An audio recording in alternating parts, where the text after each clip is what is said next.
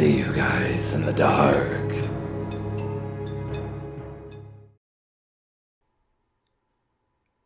I had just turned 15. It was the end of the summer.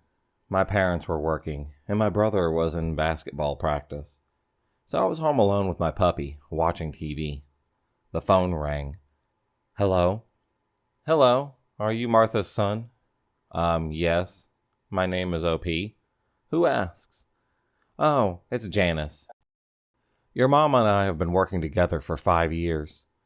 I have never seen or heard Janice, but I knew who she was. My mom always spoke about her. She was a personal assistant of one of the buffet owners. Oh yeah, Janice. My mom is not here at the moment. What can I help you with? Oh, I'm so sorry, but Mr. Delago called me. Your mom and dad are in court. They seem to be into some trouble, and he is just arriving there. A fraud allegation, he said. They can't call due to the legal proceedings, but can I have your cell phone number? Mr. Delgado will call you right away so he can explain to you better. Oh yeah, sure. So I gave her my number. Don't worry, I'm sure nothing is serious. Take care. She ended the call. Don't worry. I was scared shitless. My mom and dad would never commit a crime, or I didn't think so. Maybe this was just a misunderstanding. Before I continue, I must clarify some things. Mr. Delgado has another name that I knew. This time thanks to Dad. He was a junior associate in the same buffet as my parents and Janice. And as far as my parents' conversation went, he was a very capable lawyer. My cell phone rang. Hello? Is this O.P.? Yes, Mr. Delgado. Yeah, kid. Listen to me. We're in quite the trouble. I'm here in the courtroom. Your parents are being prosecuted for tax evasion and financial fraud. I'm working with bare minimum here, and the judge won't let me talk to them, so I need your help. This is a thunder case, so if we don't work fast, we could be in serious trouble. What? But my parents would never do something like that. We haven't done anything illegal. I believe you. I know that you're scared, but listen to me. I need your help so that you can help your mom and dad, okay? I will try. Have your parents made some big purchases recently? A property, a car, house items like a TV, computers, fridges, or the likes? Anything that could set the government alarms about illegal money movement. Well, they bought me a computer for my birthday, and my brother got a new iPad. He may have used my dad's credit card. That's great. That would be part of it. Anything else? Not that I can remember. Maybe they just took an extra large sum of cash from the bank. Do you have access to the safe? Your dad said that you have one. Safe? We don't have a safe. Not one that I'm aware of. I don't know what you're talking about. Damn, I thought he told you about it. Maybe it's because you were too young. Your brother doesn't know either. Have you talked to Josh? I was going to call him, but he rarely answers when he is playing. Yeah, Janice spoke to him before calling you. You can't call your brother, nor your parents. This kind of procedures are really sketchy.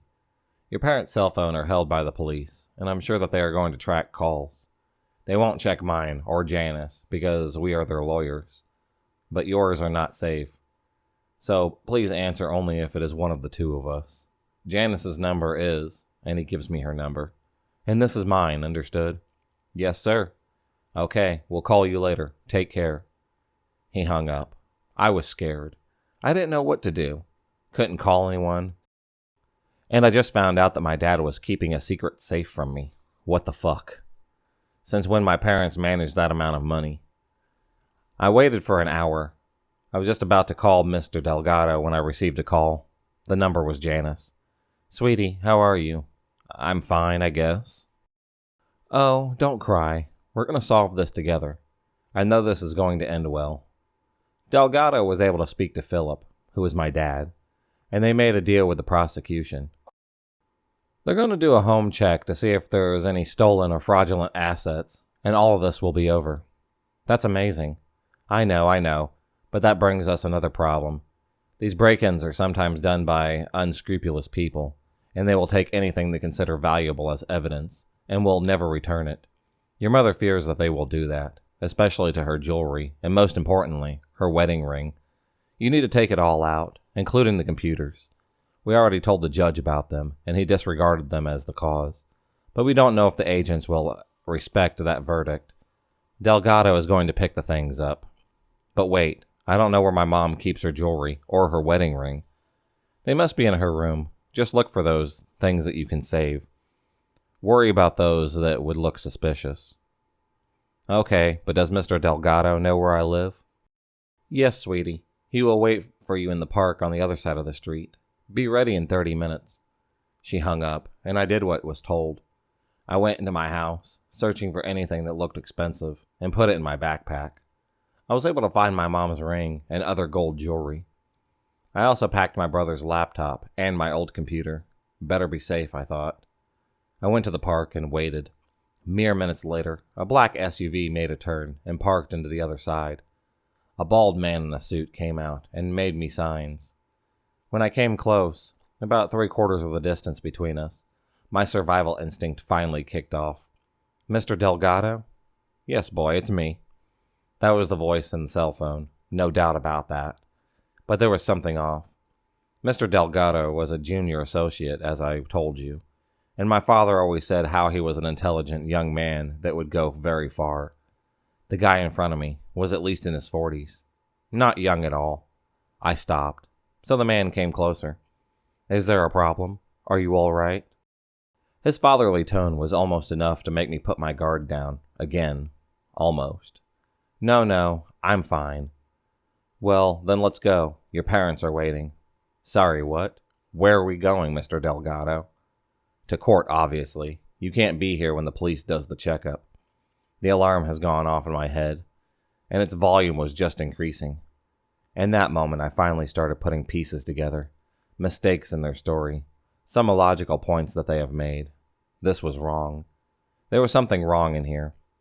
I needed to get away from there as fast as I could, but there was a problem. Mr. Delgado had company. I could see in the SUV there was another man in the driving place. The park was totally empty, and my house was too far away for a sprint. No one on the streets either. I was alone, until I remembered that I was not. Mr. Delgado looked very suspicious, like he knew something had changed. Kid, let's go. Oh, I forgot my puppy. What? I can't leave my puppy alone. He's just a few months old. But I'd need to go get him. It's important. We don't have time for the dog. I was making time.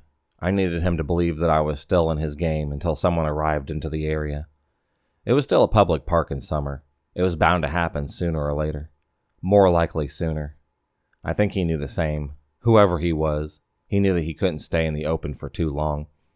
Fine, go for the puppy, but give me the backpack. It looks heavy. It will only make you slower. Shit, I didn't want to, but I gave it to him. It would be at least to appease him somehow. If I refuse, who knows what he would do. I went away.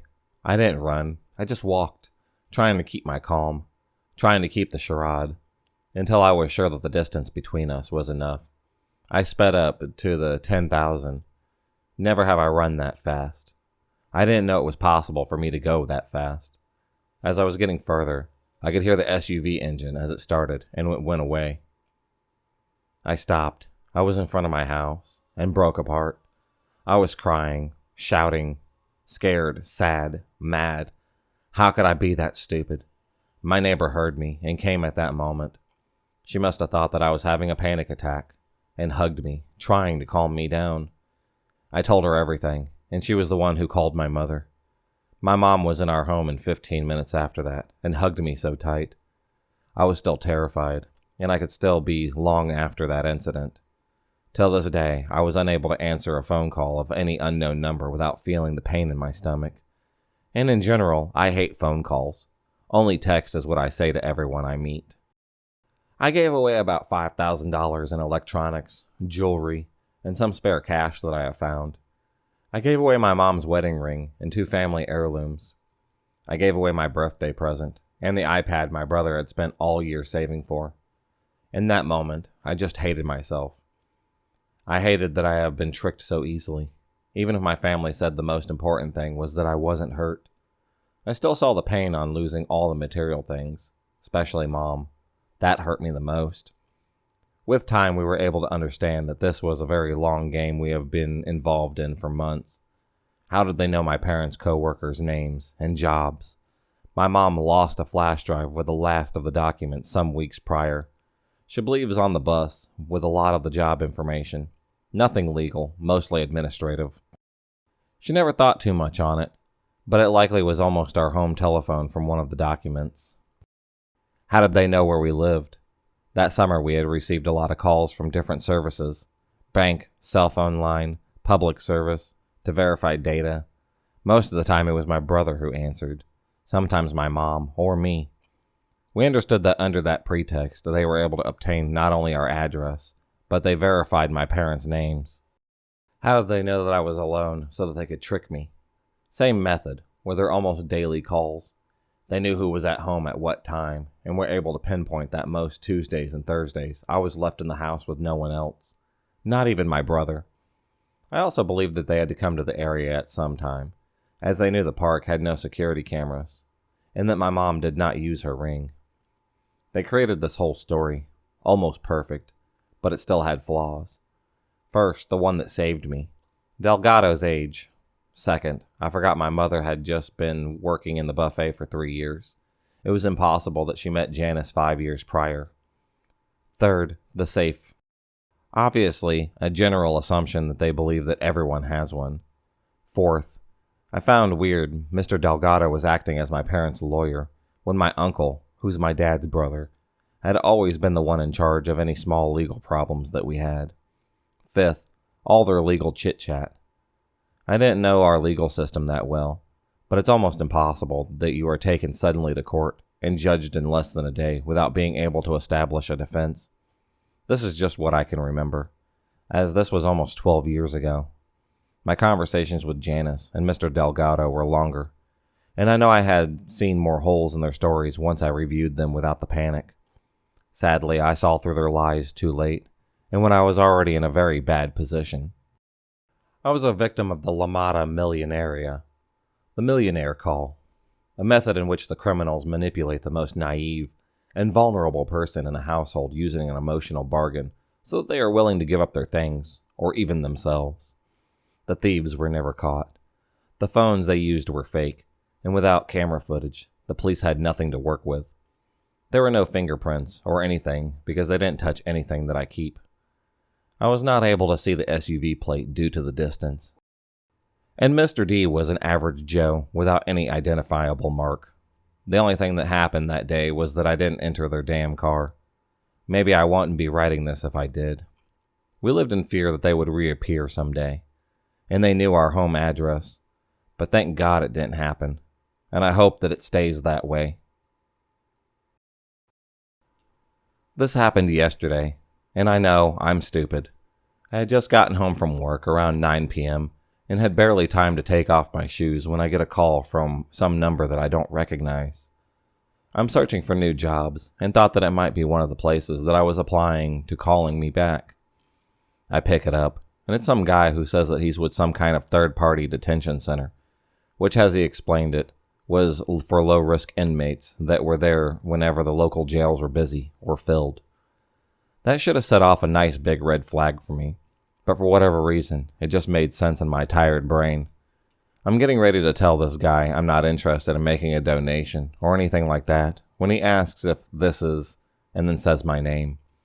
I confirm, and he says that they're holding my boyfriend at this center, saying my boyfriend's full name and giving me a dead description of him. I ask what's going on since my boyfriend is supposed to be at work right now, and the guy on the other end provides an explanation. He says that my boyfriend had struck a pregnant woman with his car on his way from work and was 4 times the legal limit for blood alcohol. He said the woman was in critical condition and that my boyfriend had broken a few ribs and his nose in the accident. I'm freaking out at this point and ask if I could speak to my boyfriend, which the man obliges. I'm put on hold for a minute or two before my boyfriend picks up the line. This person on the other end was panicking, saying how it wasn't his fault, and begged me not to tell his parents, again using my name. It didn't particularly sound like my boyfriend, but I figured it was because of the broken nose he had, and his tone really helped to sell it because it all sounded so legitimate. The man from before comes back on the line before I can ask any questions, and explained they had to sedate my boyfriend since he had began to panic and hyperventilate, which I was starting to relate to more and more by the second. The man on the other end tells me that I should come right away and that the bail is set for $2,000, cash only. I stupidly tell him that I don't have that much, and that maybe have half of that. He tells me that it's fine, and that I can work something out with the front office once I get there, and to just bring what I have. And seeming like he's trying to calm me down, he's trying to give me the address, and I can barely hold a pen because my hands are shaking so badly. I'm very poorly trying to hold back tears. All of a sudden the door opens up, and in walks my boyfriend, completely normal looking, with no broken nose, but more than a little confused as to why I'm crying.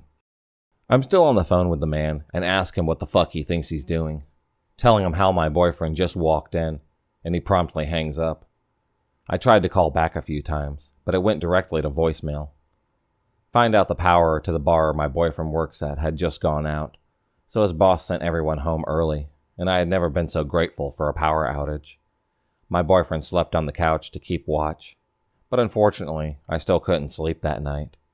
So I decided to look up the name of the organization the man said he worked for. Big surprise, that turned up nothing. I then looked up the address he had given me on Google Maps, and to see that it was some random abandoned strip mall in the middle of a sketchy-ass area that was about an hour and a half out of town. What really freaked me out about this whole thing was the guy knew my number, both me and my boyfriend's names, but didn't sound like anyone we had met before. I have no idea what would have been waiting for me there, but I'm counting my lucky stars right now that my boyfriend walked in at the right possible time. If you enjoyed this video, please subscribe, like, and hit the bell for notifications on future videos and become a stalker of the night, and I'll see you next time.